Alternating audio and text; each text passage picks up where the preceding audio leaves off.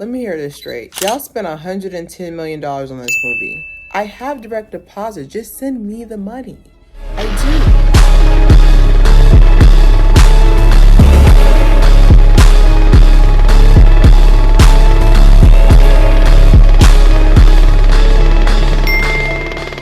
All right, welcome to another episode of Claire here. Welcome to Flick Friday.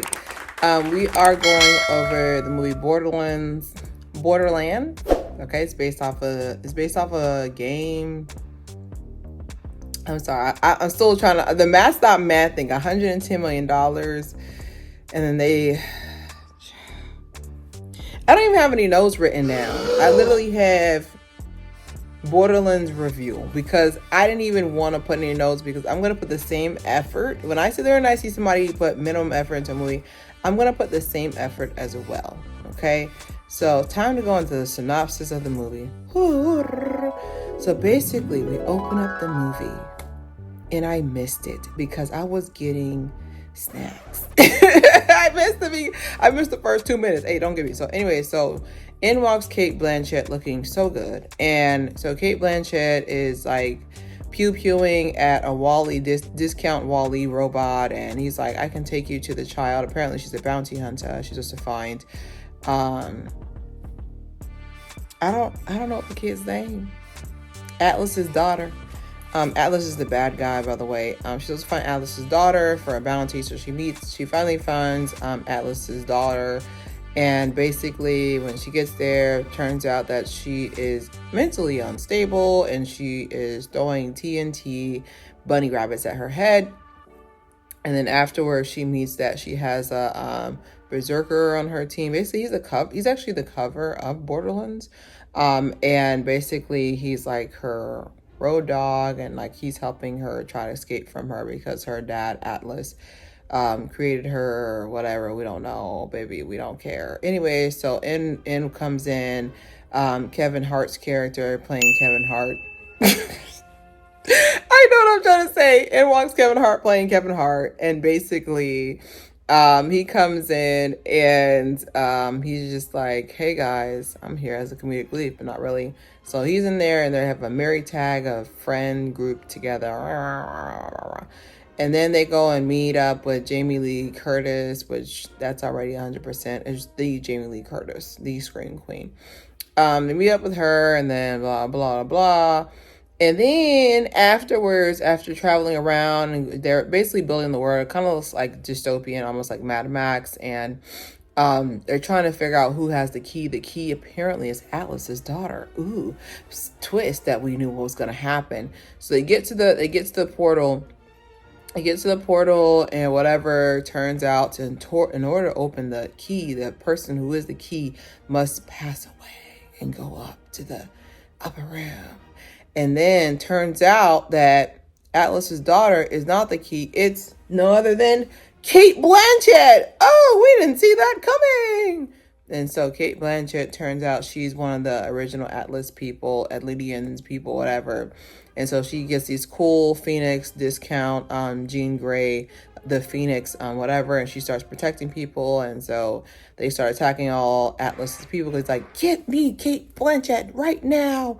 And then basically basically she's protecting everybody, blah, blah, blah.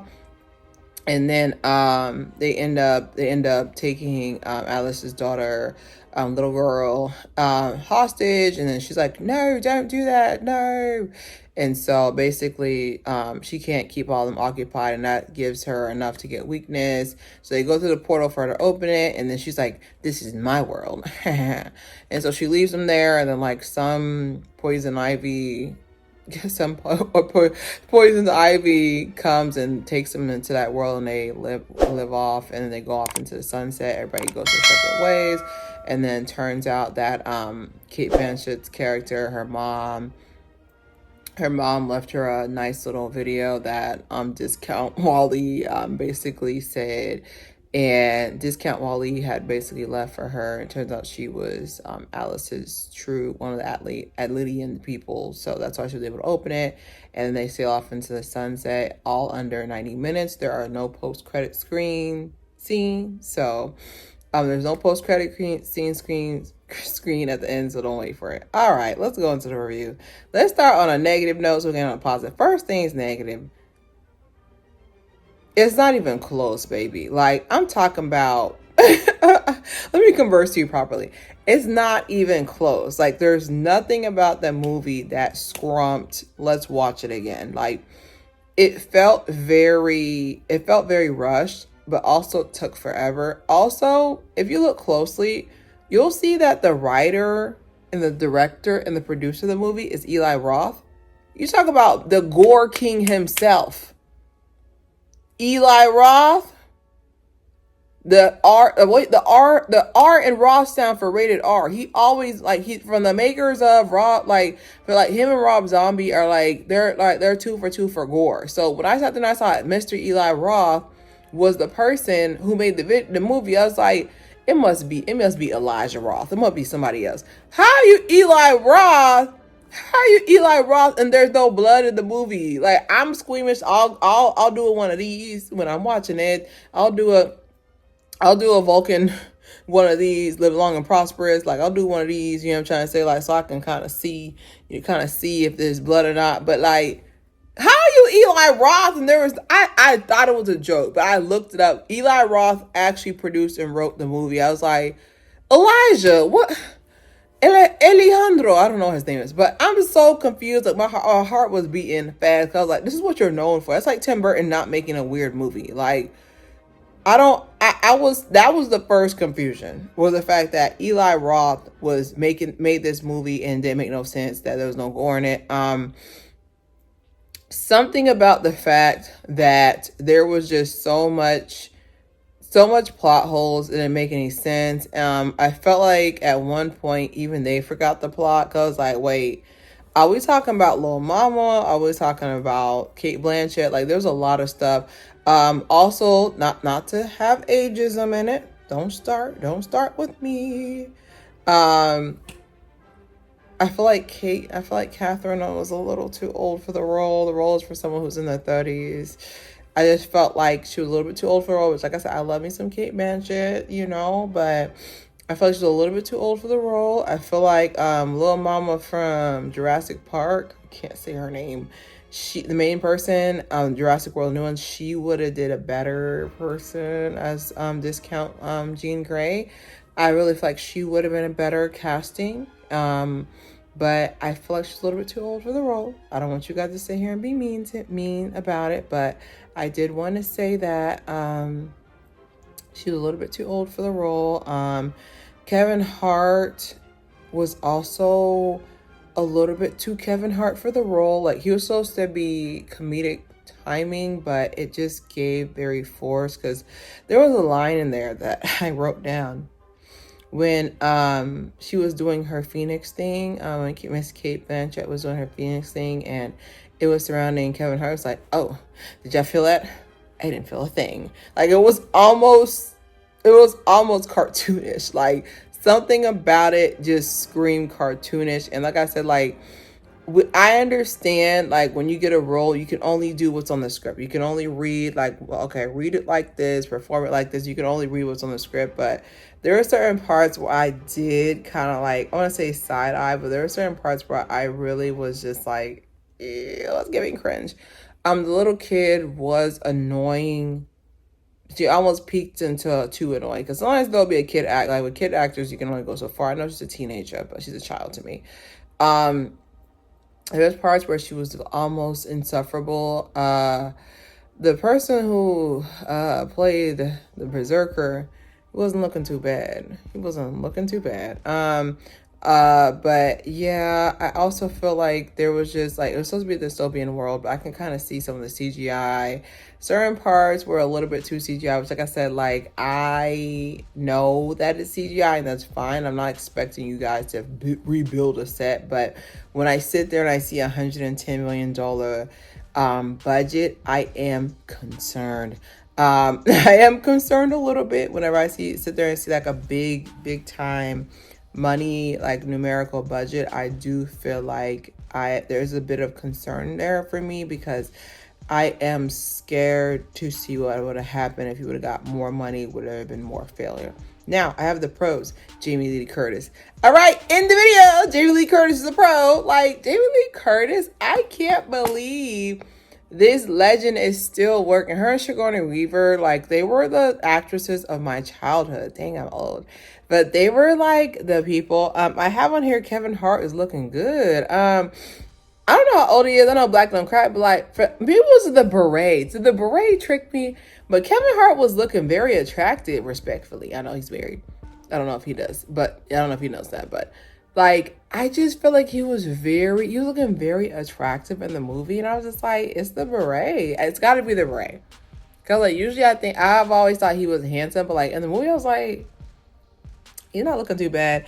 I have on here Kate Blanchett is also a pro. Kate Blanchett, everybody was just all like, I like that the elder millennials and the zennials Gen X, everybody looked so refreshed and like just looking good, like very attractive. I was like, okay, you're encouraging us younger people to age as well too, because y'all looking good. Like, I don't know, everybody was just looking very good. Other than that, what's another pro? I'm finding it. That's it. That's the end of the pros. I'm going to go into my overall review. My overall review is a 0 out of 5, only because I don't know if they knew the movie was over. Something about how it got cut off towards the end definitely gave, we got to wrap filming up, because I was a little bit nervous at the beginning. I was like, wait, can they even afford Kevin Hart's fee? Are they going to cut him out of the movie? But no, he was there towards the end. I was like, okay. I was like, okay. They can afford the full fee, because like I said, like Kevin Hart, I want to say Kevin Hart is worth at least minimum $250 million now, net worth. So I know it was not cheap to have him on as a role. So I know he wasn't cheap. Jamie Lee Curtis, Kate Blanchett also are very seasoned in the game, and I know they were not cheap to get. So I feel like that was the majority of the budget, maybe. We don't know. But I just feel like the movie let the fans down. Mind you, I've never played the game a day in my life. I think I watched my brother play 1 or 2 times. I watched him play it before. And I can tell you that it's not even close. From what I remember, like, it's not even close. The graphics is not even close. And I don't like when the fans are too literal. Like, they want you to basically copy and paste what they see. I'm not a fan of that, because it's like, you need to relax. Okay, you need to relax. You need to relax. I don't like when fans do that, where they really go out of their way to be like, it's not like the game. Copy. I was like, oh, it's very hard to copy, but sometimes you got to make stuff your own. Like, you got to really sit there and make stuff your own, because sometimes it wouldn't make sense. Like, for example, if you try to animate The Simpsons, like, Lisa's hair would look crazy on a human. Okay, it looked crazy. But it's just not going to animate correctly. But I feel like what happened was that Borderlands was mostly popular, I want to say I don't know when it first came out, but it's not anything anybody's looking at now. Like, it's kind of like if they make a Crash Bandicoot movie, people are going to probably watch it only because we all love Crash Bandicoot as 90s babies. We all love Crash Bandicoot, but it's just timing. Once again, I was talking earlier on Monday about Mamushi. Like, you got to strike while it's hot. Like, I feel like the hype behind Borderlands, I can't say that word. I can't say it. I feel like the hype behind Borderlands is kind of gone. Like, something about the fact that they would come out with this movie after the hype is just so tone deaf in a way. And I feel like, just give me the money next time, okay? I have a couple of ideas what to do with it. Legal, of course.